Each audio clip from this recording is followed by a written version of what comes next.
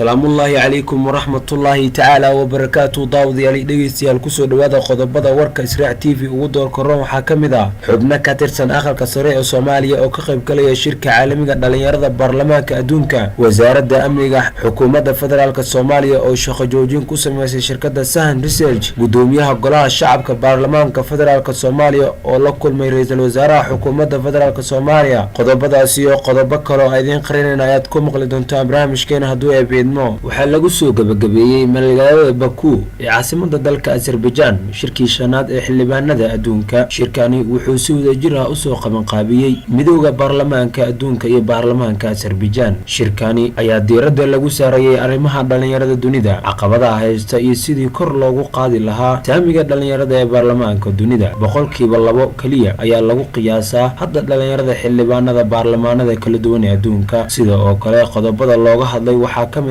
dowlad wanaag isbeddelka cimilada adduunka iyo doorka dhalinta gudoomiyaha golaha shacabka ee baarlamaanka federaalka Soomaaliya mudane Maxamed Mursal Sheekh Cabdiraxmaan iyo ra'iisul wasaaraha xukuumadda federaalka Soomaaliya mudane Xasan Cali Khayre oo caawa kulan ku yeeshay ayaa isku fahmay dhameynta xaaladaha hadda jira sidoo kale gudoomiyaha golaha shacabka Maxamed Mursal Sheekh Cabdiraxmaan iyo ra'iisul wasaaraha xukuumadda federaalka Soomaaliya ayaa ka wada hadlay xoojinta wada shaqeynta laamaha sharci dejinta iyo fulinta war qoraal oo ka soo baxay xafiiska wasaaradda amniga ee xukuumadda Soomaaliya ayaa lagu sheegay in gabi ahaanba shaqada laga joojiyay isla markaana dalka laga mamnuucay inay ka howlgasho shirkadda Sahan Research taasi oo ay ku socoto baaritaano xagga amniga ah